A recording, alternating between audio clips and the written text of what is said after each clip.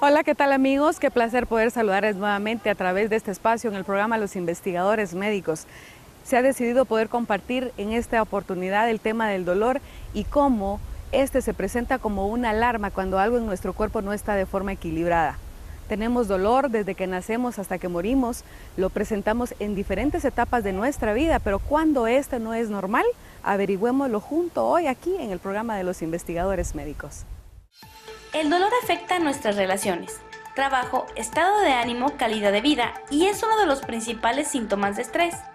Nuestra actitud puede aumentarlo. Cada vez que nos lastimamos o enfermamos, aparece. El dolor nos acompaña desde que nacemos hasta que morimos y a pesar de que no nos gusta sentirlo, con frecuencia nos es de gran utilidad. ¿Por qué nos sirve?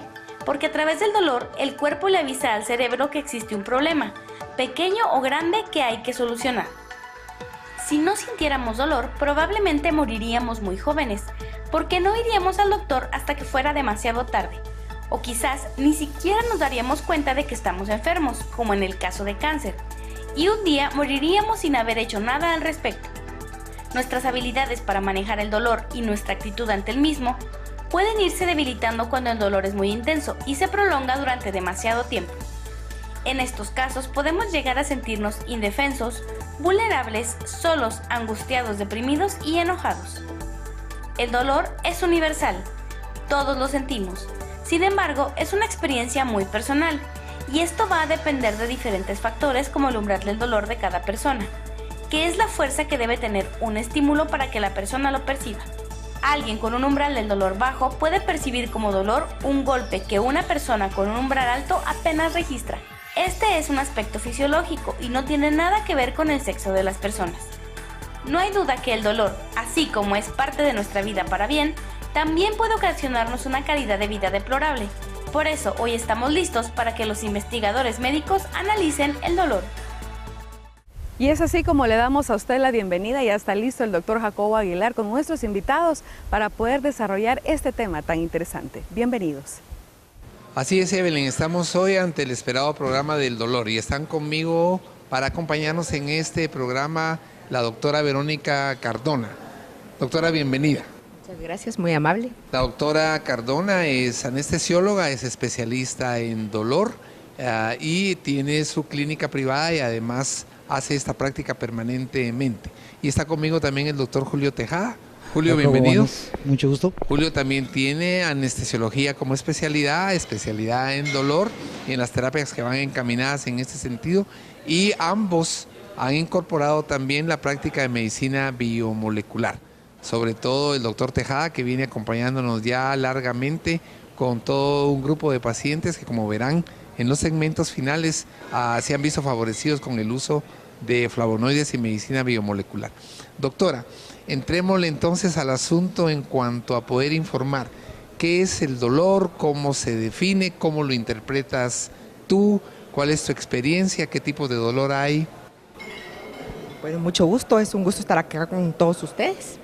El dolor es una experiencia emocional y sensorial que tiene, su origen en daño tisular o no, ¿verdad?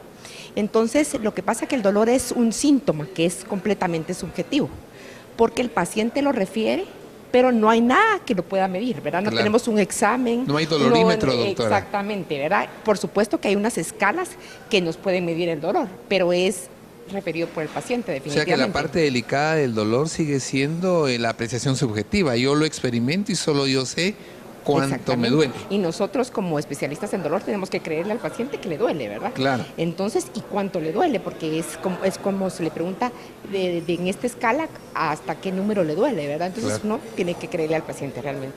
Doctor Tejada, ¿cómo se clasifica el dolor? ¿Cómo es la relación que hay con el dolor? ¿Cómo se puede clasificar? Bueno, la verdad, Jacobo, es algo, como decía la doctora, bastante sugestivo, ¿verdad? Hay dolores crónicos, dolores agudos, dolores somáticos sobre todo, ¿verdad? Entonces es muy importante en esto, como decía la doctora, hay una escala en la cual y va a depender mucho también del paciente, porque desgraciadamente el paciente puede presentar niveles de dolor mucho más agudos que otros y que realmente que otros no lo sienten.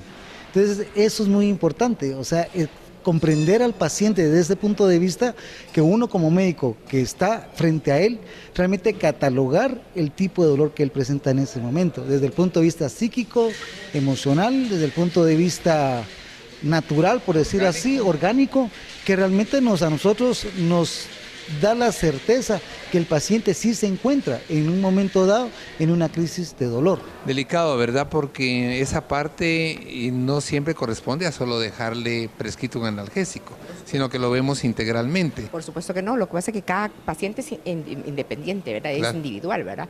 Entonces, como yo les comento a mis pacientes, dependiendo del tipo de dolor que tiene y la intensidad, así es como se deja el analgésico, ¿verdad? Hay ciertos tipos de analgésicos que son para ciertos tipos de dolores. Entonces, por ejemplo, el dolor oncológico se trata con opiáceos, se trata con coadyuvantes, dependiendo de qué tipo, cómo sea el dolor, ¿verdad? El dolor posoperatorio se trata con antiinflamatorios generalmente, dependiendo de la intensidad también se pueden introducir opiáceos, o sea, es personalizar definitivamente al paciente. Uno podría regresar entonces a pensar en que hay dolor leve, moderado y severo, digamos, Exactamente, ¿verdad? así se clasifica. Así justo. sería como parte de la clasificación, y que hay agudos. Agudos que va de 0 a 3 meses aproximadamente. Hay una clasificación que habla de dolor subagudo, que puede ser de 3 meses a 6 meses, pero generalmente se dice que el dolor crónico va más allá de 6 meses, ¿verdad? Y el dolor crónico que vemos en entidades más crónicas, degenerativas, cáncer, que puede ser uno de estos, Claro que y sí. que van incidiendo en toda la condición diaria del paciente y lo van menoscabando. Exactamente, el dolor crónico se ve como una enfermedad ya, ¿verdad? No como el dolor agudo que nos puede estar anunciando algo, ¿verdad? Que puede ser curativo, porque por ejemplo un dolor por una apendicitis, ¿verdad? Entonces este dolor nos avisa que hay una patología quirúrgica y con la cirugía se resuelve. Interesante, ¿verdad? Cómo el dolor es realmente el aviso de que algo está ocurriendo. Exactamente. Y que debemos hacer algo para, de alguna manera, identificar qué lo produce y cómo lo contrarrestamos. Eso es justo lo que se tiene que encontrar, ¿verdad? Y al paciente se le tiene que explicar. Es súper importante decirle al paciente, bueno, el dolor es un síntoma realmente. Entonces, ¿qué es lo que tiene que hacer usted? Se tiene que encontrar la causa. Y si la causa, muchas veces la causa se puede quitar, pero por ejemplo en el paciente oncológico, la causa muchas veces no se puede quitar, ¿verdad? Entonces se le tiene que explicar al paciente que tiene que tomar el analgésico como que si fuera un antihipertensivo, por ejemplo, ¿verdad? Con horario para evitar que le dé el dolor, porque si no muchos pacientes piensan que hay una medicina milagrosa que se va a tomar una vez una dosis y se le va a quitar el dolor para siempre, ¿verdad? Es muy importante eso también, hablar de las neuromialgias, ¿verdad? O sea, pacientes con diabetes que presentan este tipo de neuropatías que también son dolorosas.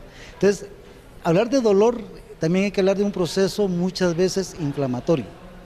Claro. No en todos los casos, obviamente, pero siempre va a ir asociado, como decía la doctora, a un daño tisular en algunas cuestiones, que es ahí donde nosotros realmente tenemos que enfocar el tipo de medicamento, porque también muchas veces podemos tratar el dolor sin necesidad de medicamentos. Lo podemos tratar con bloqueos tipo 2 y bloqueos intensivos que podemos provocar de una vez, como decía la doctora, cura del dolor, pero a consecuencia de daños colaterales. Vimos a través de los especialistas ahora la clasificación del dolor, la intensidad, cómo de alguna manera esto representa un aspecto bien importante desde el punto de vista de bienestar individual. Vamos a pasar en el siguiente segmento a hablar, tal como ya previó el doctor Tejada, de entidades orgánicas y algunas otras psíquicas o puramente emocionales. Continúe con nosotros. Datos importantes. El dolor es una experiencia emocional y sensorial. Es un síntoma. Este puede medirse, pero las escalas son subjetivas, debido a que cada persona experimenta el dolor de diferente manera. El dolor se puede clasificar en leve, moderado y severo, y estos a su vez se clasifican en agudo, que va de duración de 0 a 3 meses, subagudo de 3 a 6 meses y crónico de 6 en adelante. Debido a la subjetividad del dolor, el médico debe estar muy atento a los síntomas que el paciente presenta, pues no se debe usar el mismo analgésico para diferentes dolores. Recordando que el dolor es un síntoma, es importante buscar la causa para saber si es posible eliminarla o no.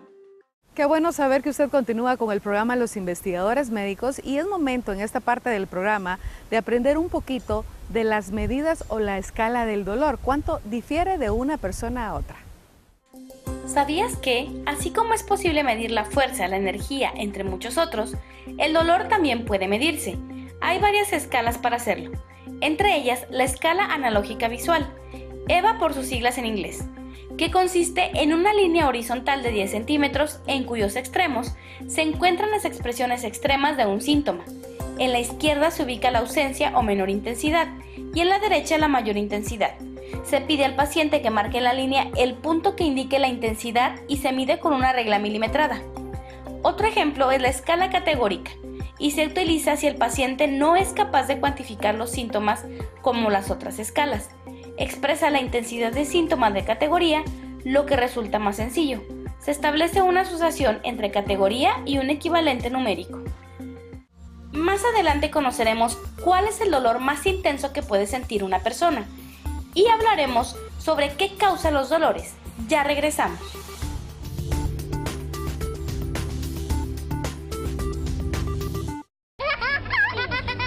Andrea, qué energía la de Esteban, se mira tan feliz. Sí, le hemos estado dando hierro vitaminado PS Pharma. Empezaré a darle a mi Carlitos. Para niños fuertes y con energía, necesitas hierro vitaminado PS Pharma, con un delicioso sabor a Tutti Frutti, elaborado por científicos calificados y a precios accesibles. PS Pharma, siéntete